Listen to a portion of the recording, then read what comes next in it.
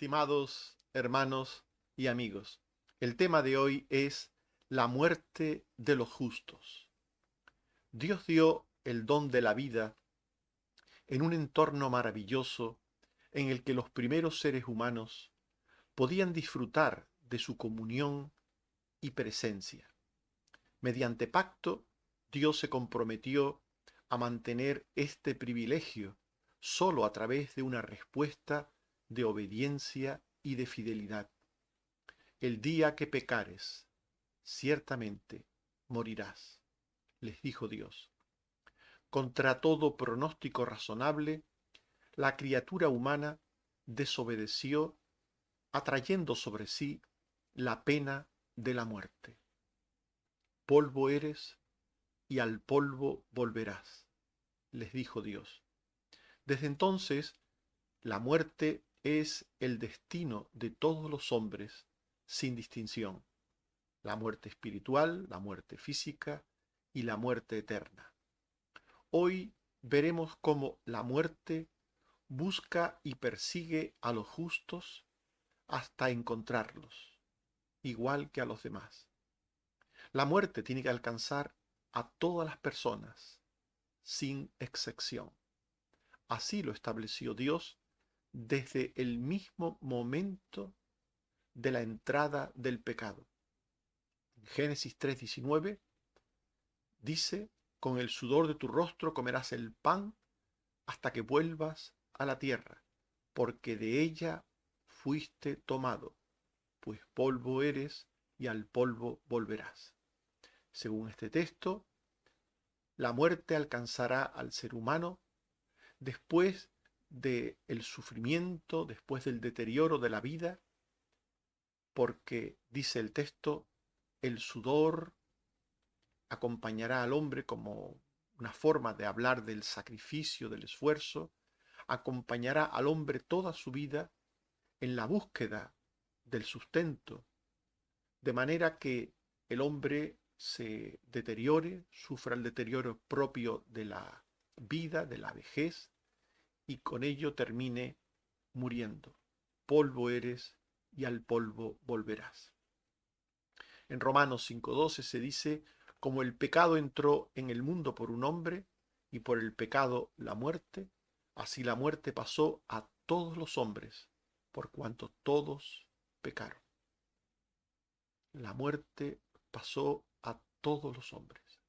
Y en Hebreos 9:27 está establecido para los hombres que mueran una sola vez.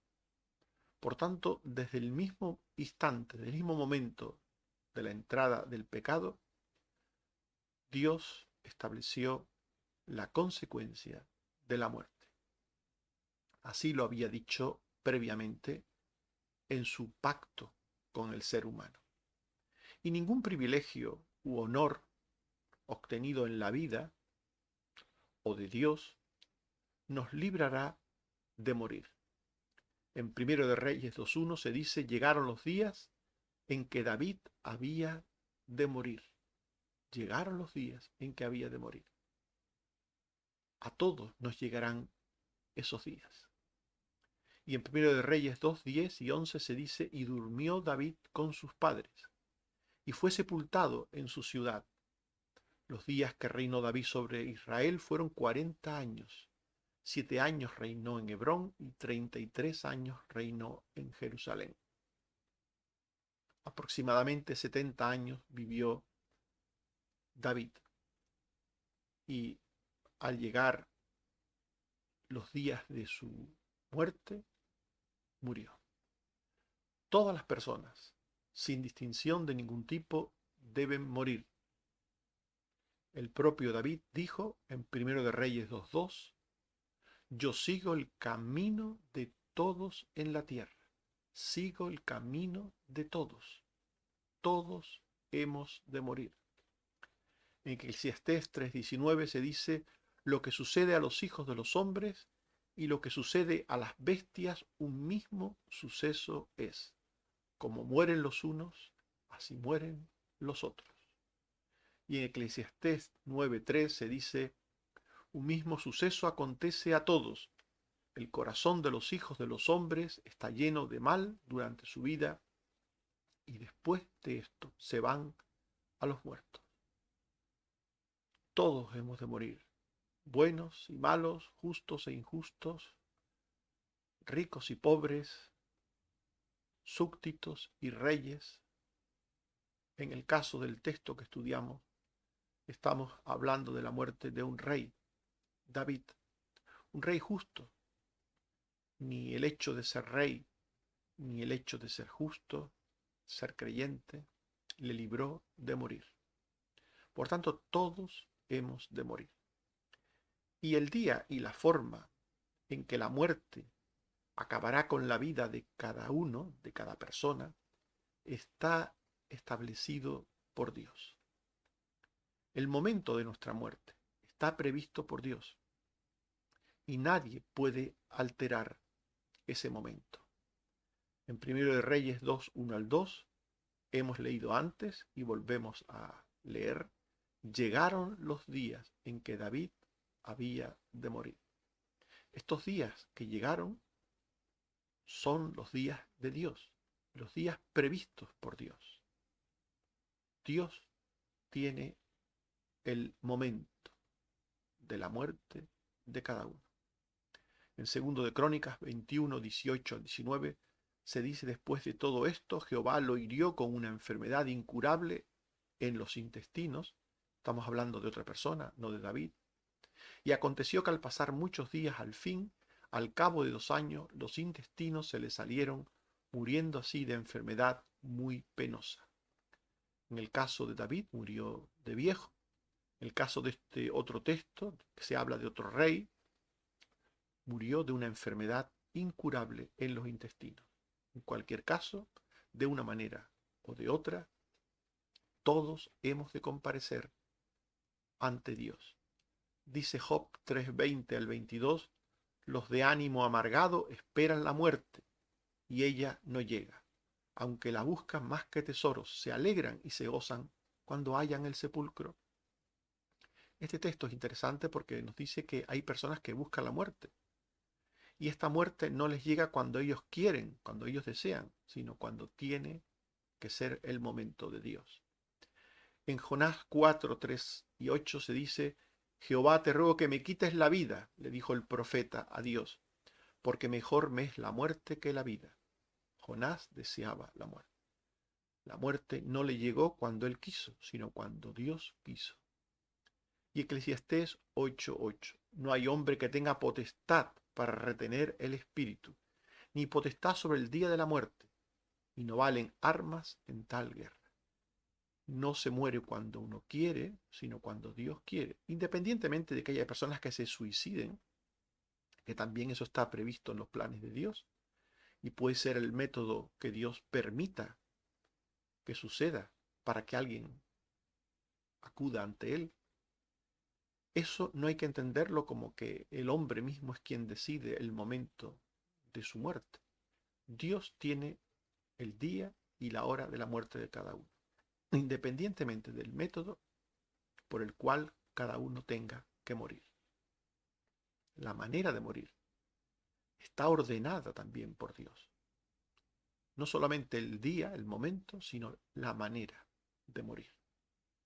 En 1 de Reyes 2, 1 al 2, se dice: llegaron los días en que David había de morir. Estos días, el momento, tuvieron que ver con una forma, con una manera. En el caso de David, la forma, la manera fue una especie de muerte natural que nos coloquialmente empleamos nosotros para hablar de las personas que mueren de viejos. En Génesis 25:8 se dice, por ejemplo, de Abraham, que exhaló el espíritu y murió Abraham en buena vejez, anciano y lleno de años. Murió en buena vejez. Abraham murió de mayor, en buena vejez. Y sin embargo, se nos dice en 2 de Reyes 13:14 que estaba Eliseo enfermo de la enfermedad de que murió. Eliseo murió de una enfermedad. una enfermedad fatal que acabó con su vida. Abraham murió de buena vejez y David también murió de buena vejez. Independientemente de que David muriera a una edad y Abraham a otra, eran tiempos diferentes también, cada uno murió de buena vejez. En Hechos 2, 22 al 24, se dice: Israelitas, oíd, Jesús Nazareno, varón aprobado por Dios entre vosotros con las maravillas, prodigios y señales que Dios hizo entre vosotros, por medio de él, entregado por el determinado consejo y anticipado conocimiento de Dios, prendisteis y matasteis por mano de inicuos, crucificándole, al cual Dios levantó suelto los dolores de la muerte, por cuanto era imposible que fuese retenido por ella. La muerte de Jesús es un dato interesante en relación con lo que estamos hablando, porque hubo bastante saña, bastante mala intención, bastante odio por parte de los judíos del momento y también de las autoridades romanas, y ellos procuraron la muerte de Jesús. Pero según este texto que acabamos de leer, esta sucedió en el momento y de la manera que Dios quiso para cumplir su voluntad eterna, su voluntad redentora. El misterio: ¿cómo es posible que la voluntad de Dios se haga siempre y el ser humano haga al mismo tiempo lo que quiere? ¿Cómo se conjuga esa unión entre la voluntad eterna de Dios y la voluntad y responsabilidad humana? Bueno, según la Biblia es así. Dios hace lo que quiere, cuando quiere y como quiere, a pesar de que el hombre haga también lo que quiere. En cualquier caso, Dios es el que decide el momento y la manera en que hemos de morir. Hasta la forma de nuestro duelo y sepelio sucederá según la voluntad de Dios. En Génesis 25, 8 al 9 se nos dice que exhaló el espíritu y murió Abraham en buena vejez, anciano y lleno de años, y fue unido a su pueblo, y lo sepultaron sus hijos en la cueva de Macpela. Por tanto, Abraham tuvo una buena sepultura. Y en 1 Samuel 25:1 se dice que Samuel murió y todo Israel se reunió para hacer lamentación por él. Otro ejemplo de buena sepultura. En 1 de Reyes 2:10 se dice que durmió David con sus padres y fue sepultado en su ciudad. Y en 2 de Crónicas 21:18 al 19 se nos dice que tras la muerte de Jorán los suyos no encendieron fuego en su honor como lo habían hecho con sus padres. Por tanto, hay textos en la Biblia que se nos habla de personas que murieron y fueron sepultados con honores y otros, pues, no fueron sepultados con honores. También en la forma de sepultura, Dios hace su voluntad. En definitiva, todos hemos de morir y Dios es quien establece el día, la hora, el momento, la manera y aún las formas vinculadas a esa muerte. Y los justos, ante todo esto que hemos visto, preparan todas las cosas eternas y temporales antes de su muerte. Los justos preparan su destino eterno, se preparan para el destino eterno, se preparan para después de la muerte.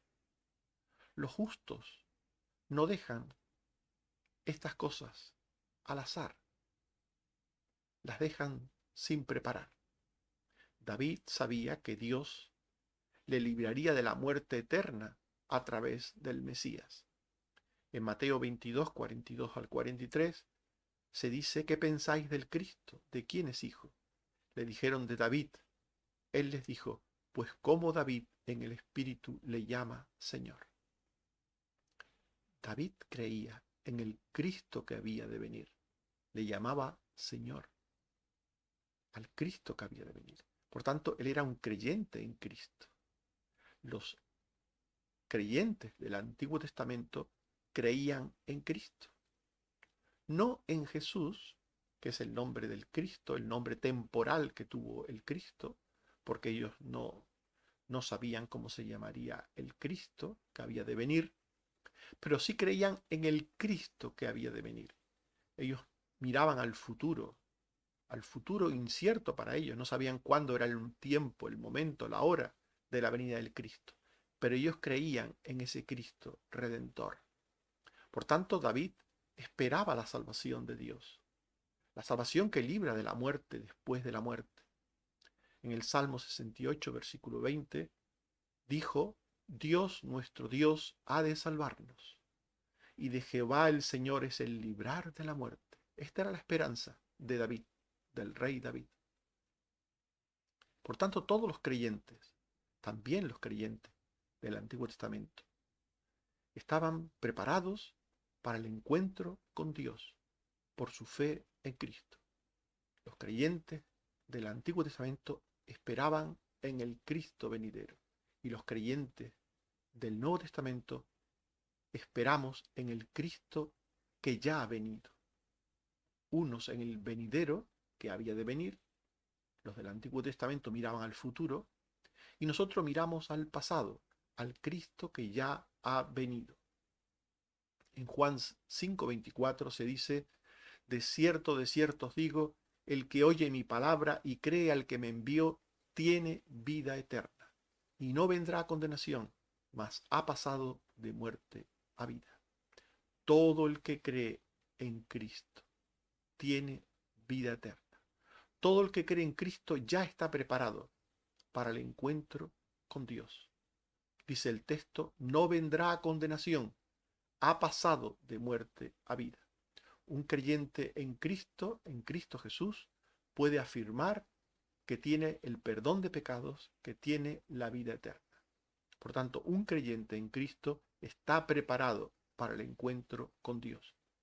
En Romanos 6:23 se dice: la paga del pecado es muerte, mas la dádiva de Dios es vida eterna en Cristo Jesús, Señor nuestro. El creyente tiene la dádiva de Dios, tiene el don de Dios, el regalo de Dios, lo tiene, lo ha aceptado, lo ha recogido a través de su fe. Hay muchas personas que saben que Jesús es el Salvador, pero no tienen el regalo en sus manos, porque saben que Jesús vino, que Jesús murió en una cruz, todo esto lo saben, tienen la información, el dato, pero no han creído que Jesús sea su Salvador.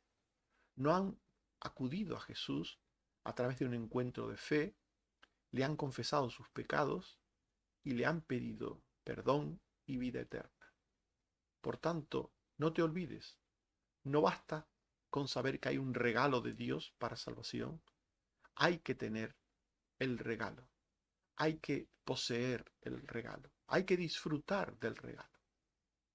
Los justos, como David, tienen el regalo, creen en Cristo. Los justos además cumplen su deber de testimonio, de testimonio del Evangelio, de la salvación de Cristo, con sus inmediatos sucesores.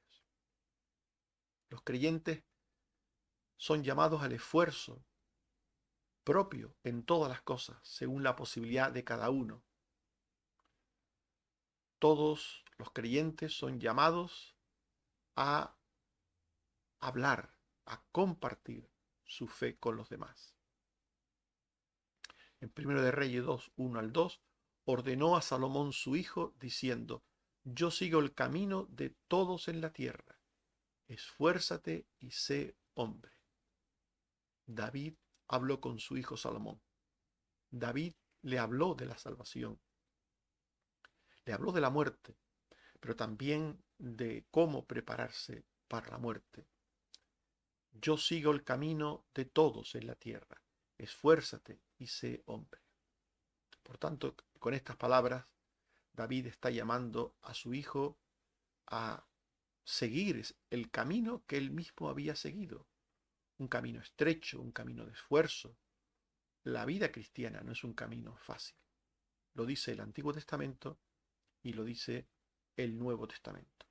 Es un camino de estrechez porque es un camino de fe y de obediencia a Dios en todo tiempo y circunstancia. En Primero de Reyes 2:3 se dice: guarda los preceptos de Jehová tu Dios, andando en sus caminos y observando sus estatutos y mandamientos, sus decretos y sus testimonios, de la manera que está escrito en la ley de Moisés. Con estas palabras se está hablando claramente, con estas palabras de un padre a un hijo, se está viendo claramente cómo el padre entiende que el camino de Dios es un camino que requiere esfuerzo y sacrificio. Y así lo debe entender el hijo. Guarda los preceptos de Dios. Anda en los caminos de Dios, observando sus estatutos y mandamientos. No siempre es fácil obedecer, porque el mundo nos pone cuesta arriba la obediencia a Dios. Nos pone cuesta arriba la obediencia a Dios, pues justificando el mal, presentándonos otras opciones de vida, otras opciones de hacer las cosas distintas a las que dice Dios, para que nos apartemos de la senda de Dios. El mundo es enemigo de los creyentes. El mundo no quiere que los creyentes sigan por la senda estrecha. El mundo quiere que los creyentes también sigan la senda ancha.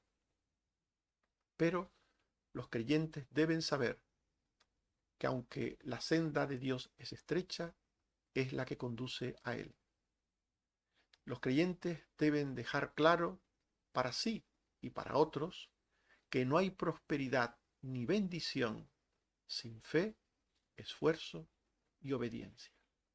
En Primero de Reyes 2:3 se dice: para que prosperes en todo lo que hagas, para que confirme Jehová la palabra que dijo: si tus hijos guardaren mi camino, andando delante de mí con verdad de todo su corazón, su alma jamás faltará a ti varón en el trono de Israel.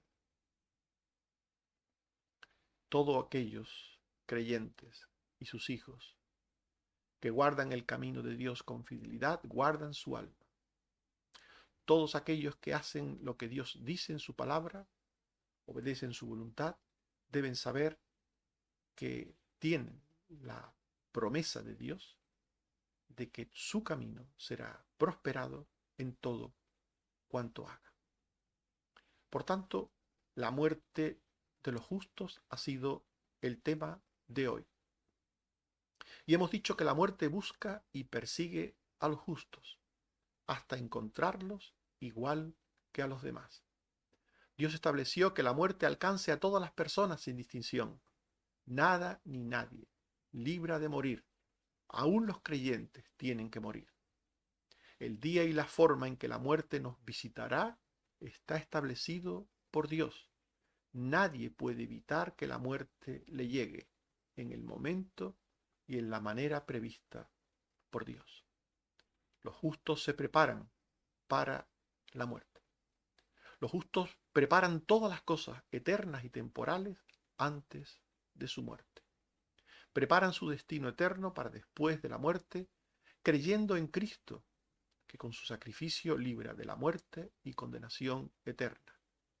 Los justos cumplen su deber, dando testimonio a sus inmediatos sucesores, llamándoles a la fe, al esfuerzo y a la obediencia como medio para recibir las bendiciones divinas.